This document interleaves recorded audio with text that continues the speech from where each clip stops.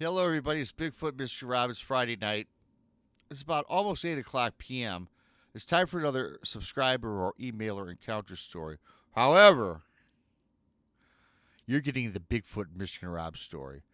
A lot of you have heard it. A lot of you have heard it nauseum, but many people haven't. And I got this because of Tuesday night. Tuesday night, I did a great show with Sybilla Irwin. Now, if you notice in the thumbnail of this, that's the Bigfoot that I saw June 15th of 2018.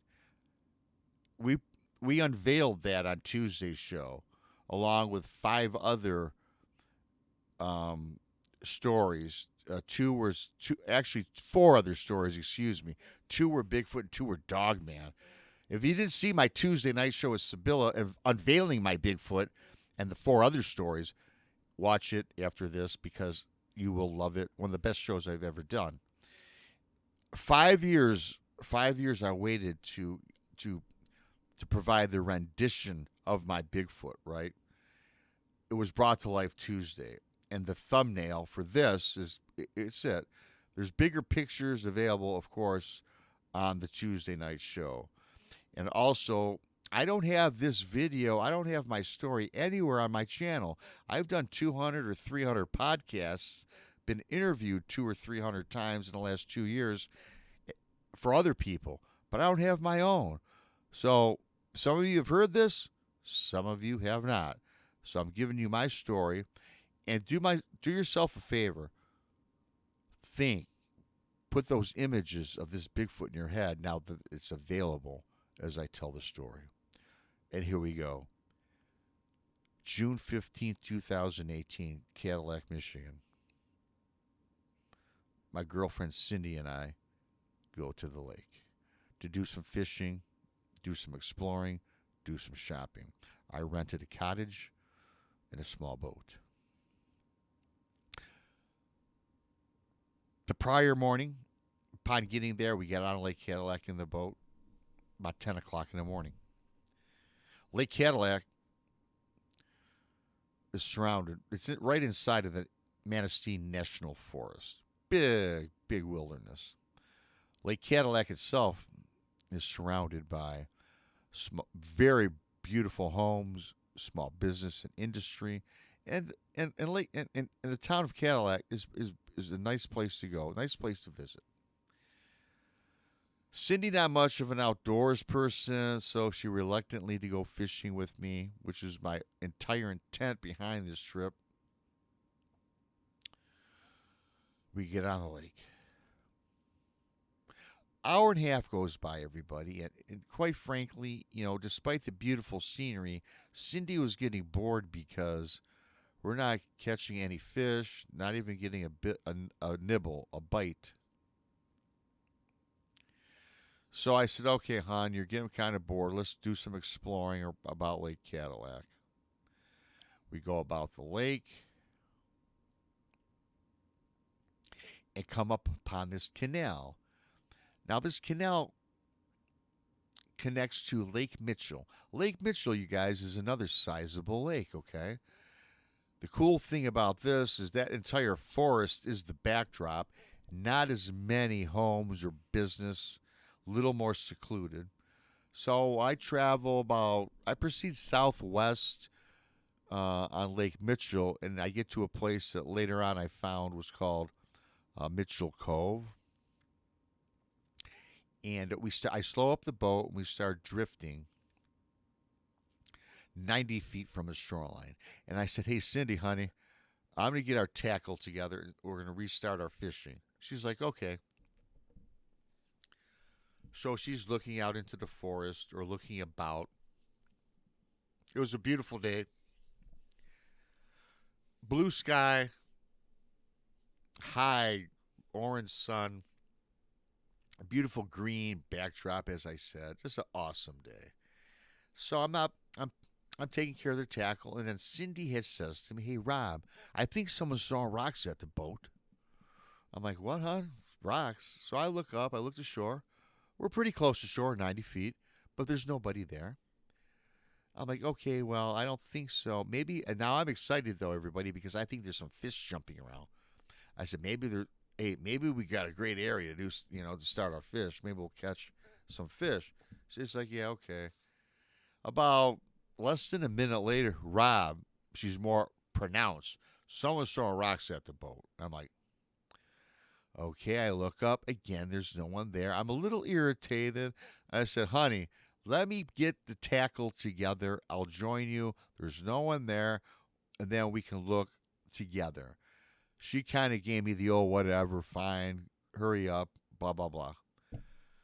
So I'm back going down looking. My head is down now, and I'm looking at I'm putting together the rod, the reel, the tackle, whatever.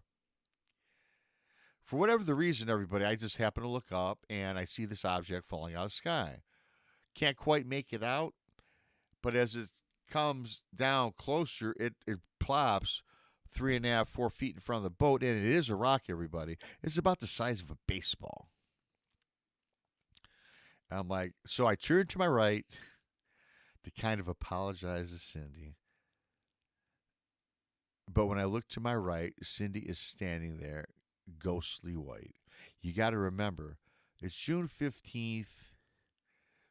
She's got a ripping tan. Cindy was the one that would be laying out in April to get a suntan. Had a great tan already. Head to toe, she was white, everybody. And I'm like, what in the hell is she looking at? Because she was looking dead straight into this shoreline, into the woods. I look, and there it is, everybody, standing there. Had to be about 9 foot tall, covered in reddish brown hair from head to toe. This creature. Being 90 feet away, everybody, I got a good look at this thing. It kind of looked like a human or humanoid, but it looked like it was deformed. To me, it reminded me of a person that had Down syndrome. In fact, on Tuesday night shows, someone mentioned Rob. It kind of looks like maybe it was inbreeding, which is the very first time I've mentioned this because I got this from the Tuesday show, which was fantastic. But it looked, again, how I always tell the story, it looked like a person with Down syndrome. There was something wrong. It had drooping, offset eyes, wrinkled, grayish face and skin, beautiful body, again, reddish, flowing hair, beautiful. But it was odd and creepy looking. And his arms are on the side at this time. And then all of a sudden, everybody, the arms, he raised them parallel to the lake, exposing more hair draped down from the arms. And that humanoid looking, grayish, Down syndrome looking face got tight. It rolled back. He got very tight and taut. The eyes rolled back black. Its jaw extended down. Again, that lightish gray skin got taut and dark, exposing these teeth, two up top, two on the bottom. And it reminded me of a demon. This mouth, this jaw, when it dropped, everybody, you could fit a softball in it. And when it drops this jaw and it's looking dead on at us, and I'm staring dead on at this thing, and it lets out from its depths, from its lungs, its capacity, this roar, this screech, this yell, all comes from this being, all in unison, directed right at the boat, almost like a sonic boom or blast. And it was wavelength, a shock wave. It comes at us. You can't see it, of course. I kind of describe it like, have you ever seen when a bomb is dropped on some of these videos and how the shock waves emanate out from the center where the bomb hits? I did not see that, but it's what it felt like, just waves rushing towards us. It hits us so hard that I take a little stumble back. Cindy, 5'1", 119 pounds, gets thrown off of the boat. Boom. And this thing is roaring and screaming. And I'm looking at it. I know Cindy falls into the water off the boat. But now, everybody, as I explained earlier, the bright blue sky, the orange of the sun, the green of the forest, and the beautiful red coloring of this thing, it all got. I was looking through a filter, like it turned like almost black and whitish kind of, and it seemed like time stood still. And I know I have to turn to my right to get Cindy. I can't move. I'm paralyzed. I cannot move. I shake my head. I shake my head. Finally, I break free of whatever was cast upon me. I get Cindy into the boat. Pick her up, get her in. Everybody, the scared is that was scary enough. A humanoid looking creepy person, big being, transforms into a demon, screams and yells at us. I'm even more scared now, everybody, because on the shoreline it's gone. I don't know where this thing went. Don't know where it went.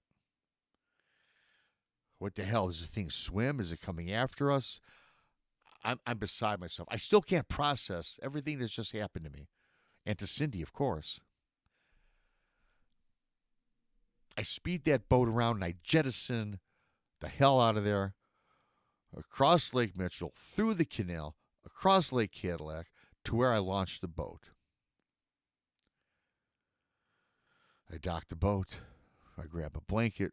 Cindy's shivering. It's about 12:30 in the afternoon now. It's a beautiful day. It's about 80 degrees. I put a blanket on her. We get out of the boat, and I immediately start looking for some place to go and sit down. I'm sure as hell wasn't sitting in that little boat, right? I find a bar-type restaurant about a half a block up. Get in there. It's about the middle of the week, so thankfully it wasn't all that busy. I think it might have been even a Wednesday, okay? There's a couple people in the bar. We get in. And we go look to the far left. In the far back of this bar, in the corner, there's a booth. Cindy and I go sit across from each other. Still not saying a word to each other. We're trying to process this. She's got some trauma. I've got some trauma. We're stressed. Barmaid comes up to us. What y'all having? Cindy, not a drinker. Perfect health, by the way. I'll have a bottle of Bud Light and a shot of Jack Daniels. I look at the barmaid, and I'm surprised at Cindy's order, by the way. Okay? Never seen her drink a drop in my life, dating her. I say, I'll have the same, but make mine a double. Barmaid comes back. Cindy takes that shot of Jack Daniels, everybody, and throws it back like a champ, like she's a professional drinker. Drinks that bottle of Bud Light, half, washes it down. I do the same, of course. Finally, got that burn from the bourbon and drink that long, cold beer. Cindy says to me, honey, what do you think that was? I retort back, honey, I don't know. What do you think that was? Robbie, I think it was that Bigfoot creature. I sit back for a moment. Now, everybody listening to this, Cindy and I, throughout our life together, dating, never spoke anything about Bigfoot. Okay? It never crossed our paths, the subject matter. And I'm thinking, and I kind of always believed in Bigfoot a long, long time ago, but I just never brought it up. Life goes on, and it kind of was a passing fancy. And I say, honey, I think maybe it was that Bigfoot creature. Of course, I'd seen Patterson Gimlin and I'd seen Leonard Nimoy, but what I saw had no semblance or resemblance to this. But anyway, I say, yeah, I think it might have been, but I'm still confused. What should we do? Call the DNR? Call the sheriff? Report it? I'm like, honey, who in the hell would believe what we just saw? We're now local. We're leaving a bar, making a report. I am not telling anybody. Yeah, Rob, I guess you're right, she says. Unfortunately, that's where a little mini vacation came to an end because neither one of us wanted to be there. So we packed up and we went home. We went home. Upon getting home, we immersed ourselves online on YouTube. And everybody, I always tell people, I never really used YouTube. I used YouTube to watch music videos, okay? I didn't use YouTube how to bake a cake, how to fix a flat, how to lay drywall. It was a music source for me. I didn't even know that you could find all these channels. I didn't know that there was Bigfoot shows and things like that on it. So we first started online, looking through pictures, didn't find anything close to what we saw. It was kind of frustrating. And then found some YouTube videos. Yeah, not that it was just like it just wasn't doing it for me. Wasn't doing it really for her. We needed answers, right? So again, we were again immersed in the subject matter. We're looking up all sorts of things. So as I made mention, this happened June 15th, 2018. Cindy and I did not live together. Cindy's mom did not like me because I owned a bar. Okay, I was a bad man. Okay, mom hated me. I get a call August 15th, 2018, exactly 2 months to the day of our encounter. Her mom calls me. Rob, just want to call you. Cindy passed away. What? What? Alleged heart attack. I'm like, no, no, no, no, no. Perfectly healthy. No way. That's what she told me, her mom. I don't believe it. Perfectly healthy young lady passed away 2 months after this encounter. What's running through my head right now, everybody, is this creature, this Bigfoot, this demon, has something to do with her death. When those shock waves and that scream in unison when it was blasted across the lake towards us when she got flipped off the boat, I'm thinking, man, that has something to do. Maybe it messed up her insides. Maybe it messed up her organs. I never found out because I could not get an autopsy report, find the true death because the mother, again, not being a blood relative, not being the husband, not being a brother, a father, I had no access to that. So her death to me, everybody, is still a mystery to this very day. Don't know. I don't even know if her mom's still alive today, okay? Don't know a thing. That's the mystery. I got in a deep spot, a deep place. Again, I own the bar. I went to my bar manager. I said, look, man, I'm not going to get into this. Here are the keys to the place. Don't rip me off. I'll see you when I see you. Just please deposit the money in the bank. Rob, okay, man. I guess the way I presented myself to him, he didn't even ask questions. I immersed myself in the subject. Still could not find anybody to help me. I was lost. I was alone. Darkness fell upon me. Finally, I got a hold of a few people. Duke Sullivan, my buddy Tex. Said I'm not going crazy. They pointed me in the right direction, and started learning more about the subject. Right. I still don't have answers today. Okay. Don't know what I saw. I say it's my Bigfoot encounter. Was it a Bigfoot? Hell, I don't know. It started out like a flesh and blood creature, then it metamorphosized into the devil or the demon, as I always say. But who knows, right? That's the reason why my channel, Bigfoot Mystery Rob, was started. That's why I wrote the book. I was lost. I was alone. I was in despair. No one helped me. I couldn't trust anybody. And quite frankly, I didn't want people to judge me or thinking I was some nut job, right? So when I got with Tex, I started the channel. It's funny though. I told Tex I wanted a sports channel, but of course, in the back of my mind, I wanted to be a cryptid guy, right?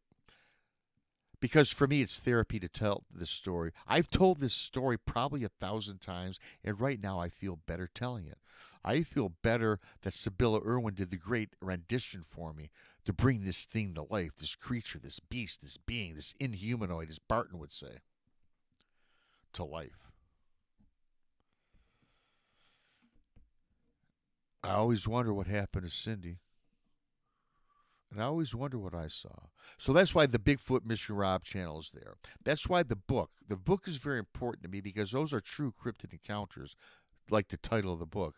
Because these are people I've interviewed, I've spoken with, that in anonymity want their story told. And the more I tell my story, the very first time I told my story, it seemed like the weight off my shoulders was lifted. You know why? Because I was not laughed at. When I got with like minded people that said, Rob, you're not going crazy. I'm happy for this community. My story's bittersweet, you guys. I just had an encounter, but boy, oh boy, did I pay the price for that. I'm going to leave it at that. Check out Tuesday's live show with Sybilla. Fantastic. Sybilla's great. My Bigfoot is now public. The rendition is fantastic. Put that picture to this story. Shut your eyes. Listen to this again with that image in your mind, and you'll know what I went through. June 15th, 2018. I'm Bigfoot Michigan Rob. I love you all. Thanks for subscribing. Leave a comment. Give a thumbs up.